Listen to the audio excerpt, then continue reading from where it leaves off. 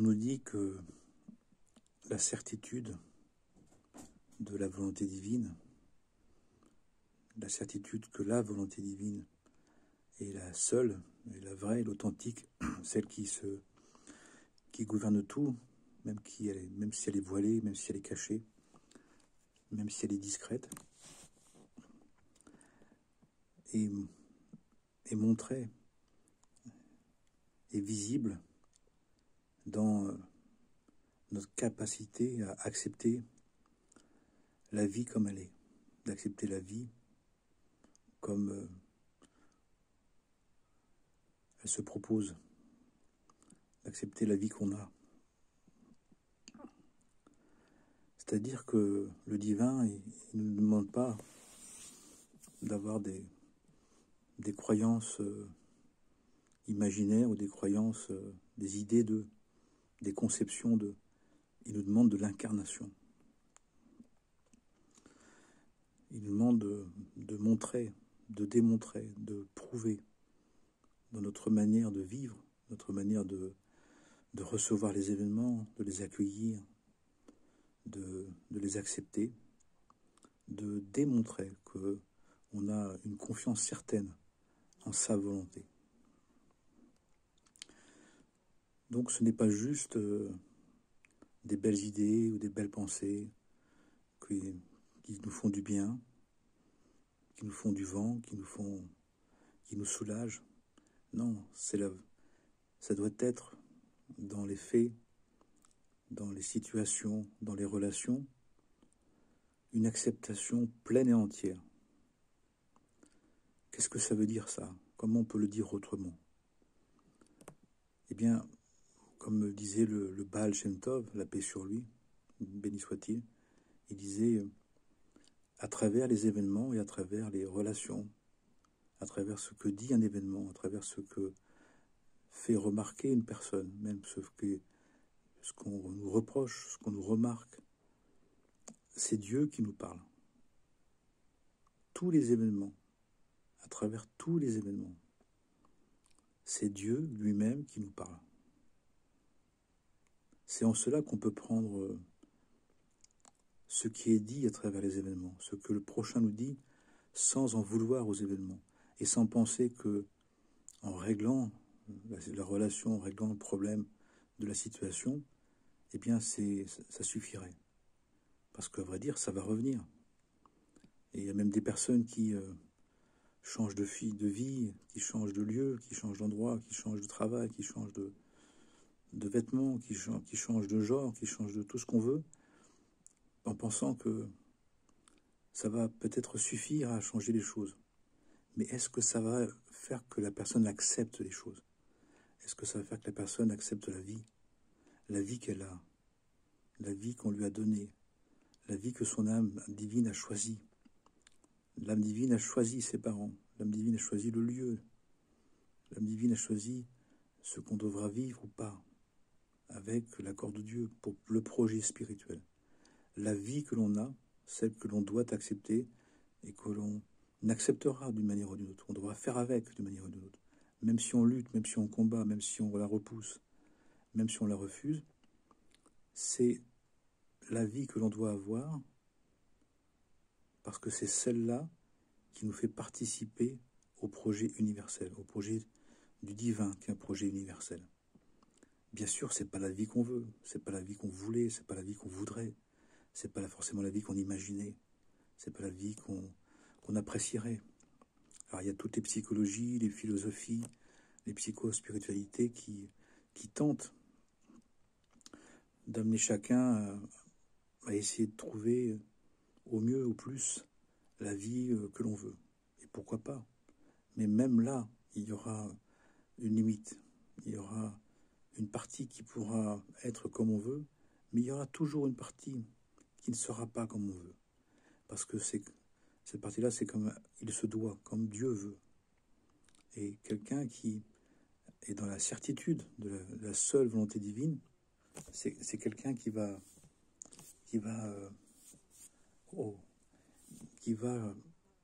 apprendre à accepter, à accepter, à accepter, et à accepter, et accepter. mais pas accepter de manière servile, pas de manière subie, pas mortifère, pas, pas mortifiante, mais d'accepter parce que c'est la volonté divine qui se dit à travers les événements. Et c'est là où ça peut devenir acceptable. Ce qui ne me convient pas, ce qui me contrarie, ce qui m'empêche. Parce que, à vrai dire, c'est pas fait pour m'empêcher d'être moi-même, c'est pas fait pour m'empêcher d'obtenir ce que je veux, c'est pas fait pour m'empêcher de vivre la vie que j'ai envie, mais c'est pour faire que la vie dont j'ai envie soit l'expression de sa volonté, de son désir, de son pouvoir, qui est notre véritable rôle. Nous avons été créés pour servir le divin. Nous avons été créés, nous sommes une créature de Dieu, pour exprimer le projet divin, les valeurs divines, les principes du divin. Et c'est pas si mal, c'est pas plus mal. Parce que finalement, quand on veut comme on veut, tant qu'on le peut et tant que ça marche, c'est super. Puis à un moment donné, bah, ça marche peut-être plus, puis ça marche peut-être pas, puis parfois ça n'a jamais marché. Mais il y a une autre possibilité. Et je parle surtout à ceux et celles qui, à un moment donné, eh ben, finalement, ça n'a pas marché, ou pas, ça continue pas de marcher, ou ça n'a jamais commencé de marcher. C'est-à-dire, il y a un autre projet. C'est celui qui s'impose à nous.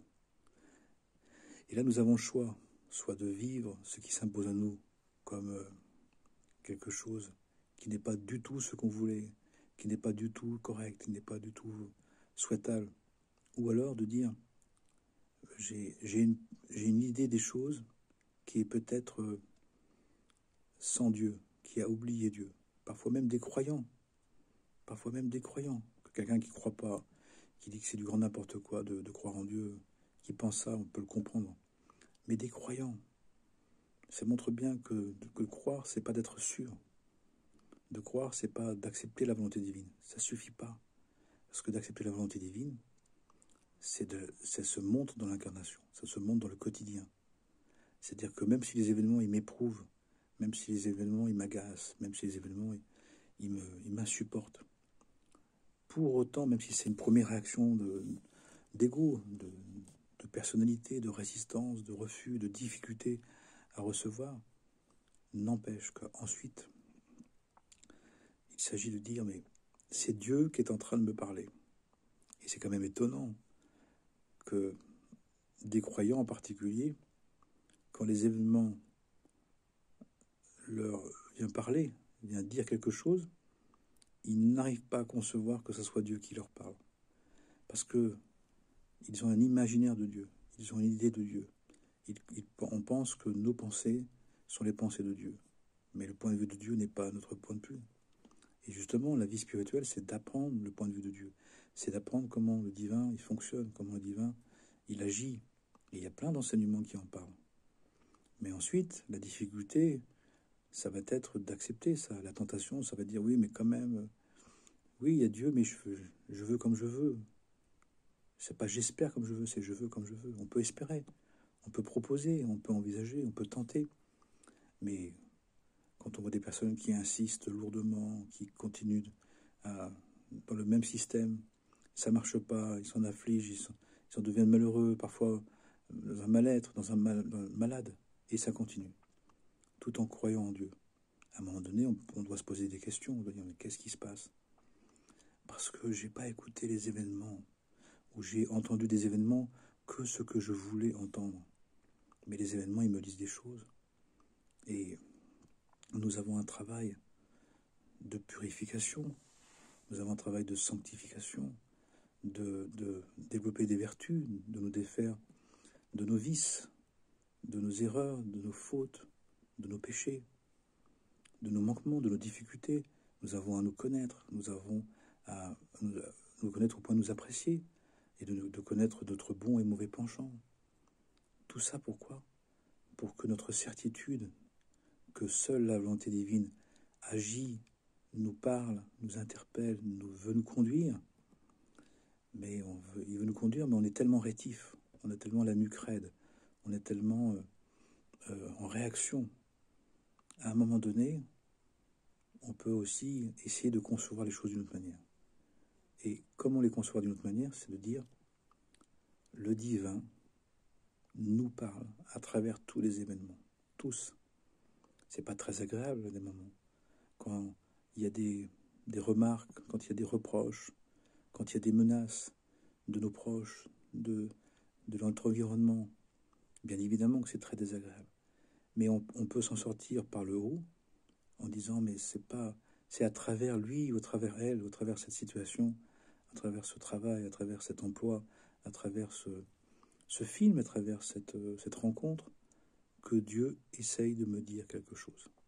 Parce que le divin n'a pas fait que créer, il est présent, même si il est voilé, il s'est caché, il nous a laissé de la place, une part de libre arbitre, pour que justement on puisse avoir envie de le rencontrer. Notre difficulté dans les temps actuels, c'est qu'on n'a plus de prophètes, on n'a plus de voyants, on n'a plus de visionnaires, on n'a plus de maîtres, de grands maîtres, vraiment qui peuvent nous guider. Ça devient extrêmement rare. Parce que maintenant, ça doit être une recherche individuelle. Ça doit être une volonté individuelle de rencontrer Dieu, de parler avec Dieu, et surtout d'écouter Dieu. Comment? À travers les événements. Tous les événements, c'est le divin qui nous parle, à travers tout. Mais est-ce qu'on a envie d'entendre? Est-ce qu'on a envie d'écouter? Est-ce qu'on a envie de comprendre? Est-ce qu'on a envie de se questionner par rapport aux événements? Et comme on est dans un projet divin, même si on ne le veut pas, même si on ne le fait pas, ça se fait quand même. Ça se fait quand même. Et quand ça se fait alors qu'on n'a pas envie, ça peut être très désagréable. Mais si on sait qu'on est là pour retrouver la relation à Dieu, on n'est pas étonné qu'à travers nos projets, il y a d'autres choses qui se passent. Qu'à travers nos idées, nos projets, nos projections, eh bien, il y a des interpellations, il y a des questionnements, il y a Dieu qui nous parle. Il nous parle pourquoi? Pour nous faire devenir, pour accepter eh bien, de nous accomplir selon sa volonté, selon son projet spirituel, qu'on est venu réaliser. Le divin nous a proposé de venir à l'école de la terre, pour justement, à l'école spirituelle de la terre, pour accepter de vivre selon ses principes, pour accomplir son projet. Il pouvait l'accomplir sans nous, mais il nous a proposé de participer pour qu'on apprenne le métier d'être divin. Donc à partir de là, si on est intéressé pour devenir un être divin, ben on doit écouter son maître, on doit écouter son Seigneur, on doit écouter son roi, écouter celui qui est notre maître compagnon. Nous sommes des apprentis, nous sommes en apprentissage. Et donc il nous dit, il faut écouter, tout écouter, pour se connaître, pour reconnaître sa volonté, pour l'apprécier et pour la suivre et pour la devenir. Amen, Amana, que Dieu nous bénisse, nous soulage, nous guérisse et nous aide à être dans la certitude que la volonté divine, à travers tous les événements, toutes les rencontres, essaye de nous conduire à un plus haut degré de sainteté. Et quand on sait que le divin est infini et éternel, eh bien, notre évolution est aussi infinie et éternelle, même si elle est progressive, mais qu'elle est évolutive de toute façon. Amen, Amana.